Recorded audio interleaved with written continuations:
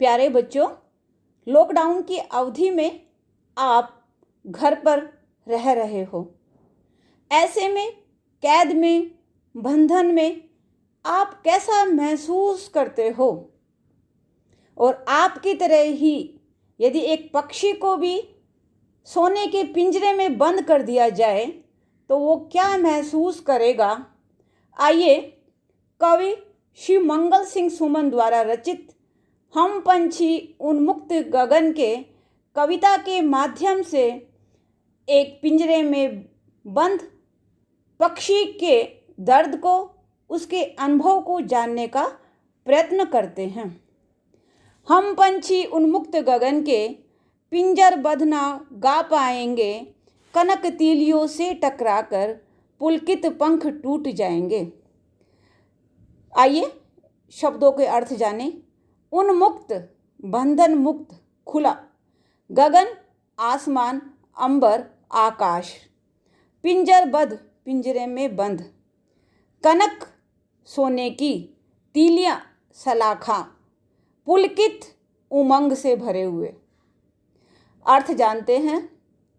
पक्षी कहते हैं हम खुले आसमान के पक्षी हैं।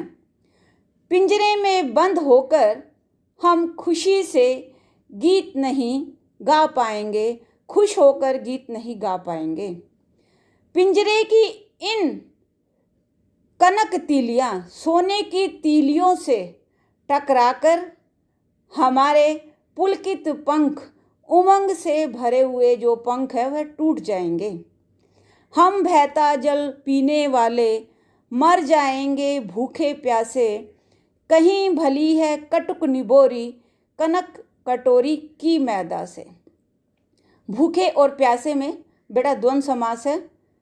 कटुक निबोरी, कटुक मीन्स कड़वी, निबोरी क्या होता है? नीम का फल।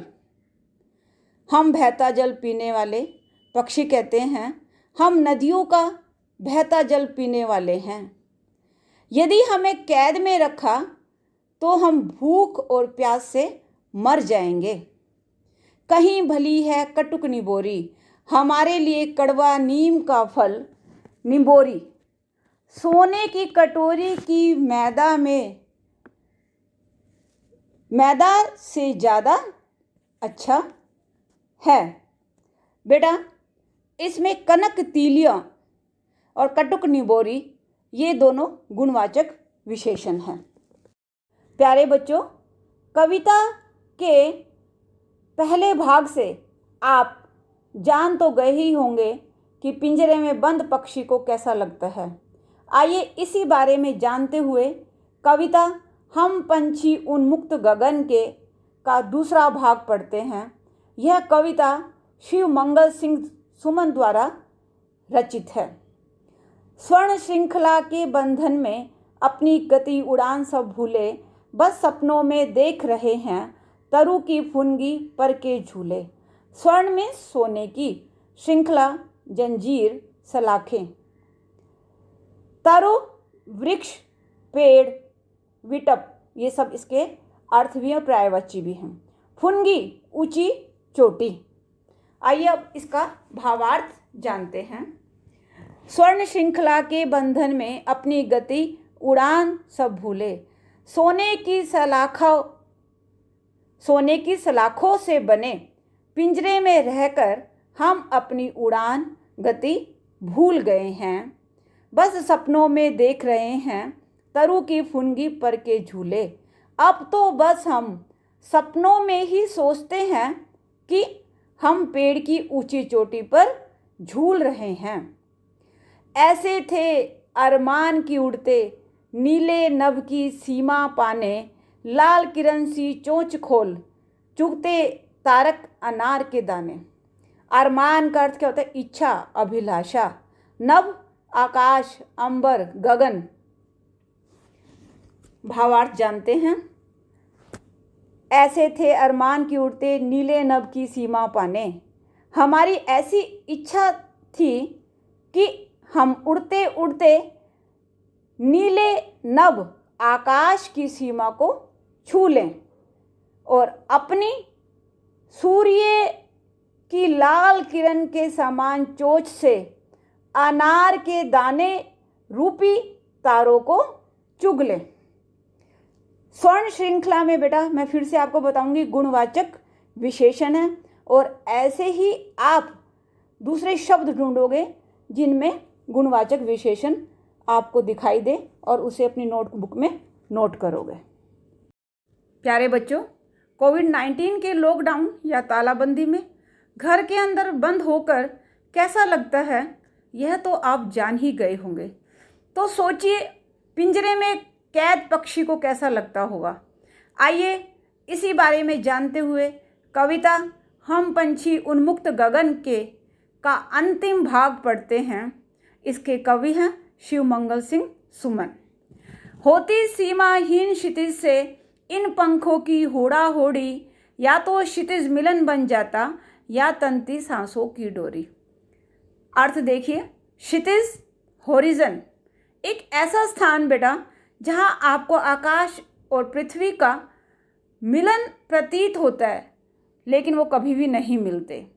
होड़ा होड़ी का अर्थ होता है प्रतियोगिता। आइए कविता के भावार्थ को देखते हैं। होती सीमाहीन क्षितिज से इन पंखों की होड़ा होड़ी, या तो क्षितिज मिलन बन जाता या तंती सांसों की डोरी। आसमान की ऊंचाइयों को छूते हुए हमारे पंखों में इस प्रकार की होड़ा होड़ी होड़ मच जाती, या तो क्षितिज मिलन बन जाता, या तो क्षितिज को हम पा लेते, या तंती सांसों की डोरी, या अपने प्राणों को हम गंवा देते। आसमान की ऊंचाइयों को छूते हुए हमारे पंखों में इस प्रकार की होड़ मच जाती कि उड़ते उड़ते या तो हम क्षितिज को पा लेते या अपने प्राणों को गंवा देते। नीड न दो चाहे टहनी का, आश्रय छिन भिन कर डालो, लेकिन पंख दिए हैं तो आकुल उड़ान में विघ्न न डालो। नीड का अर्थ होता है बेटा घोंसला, टहनी डाली, आश्रय घर स्थान और सहारा, छिन्न भिन्न नष्ट भ्रष्ट, आकुल व्याकुल, विघ्न बाधा। आइए कविता का भावार्थ देखते हैं। नीड न दो चाहे टहनी का, आश्रय छिन भिन कर डालो।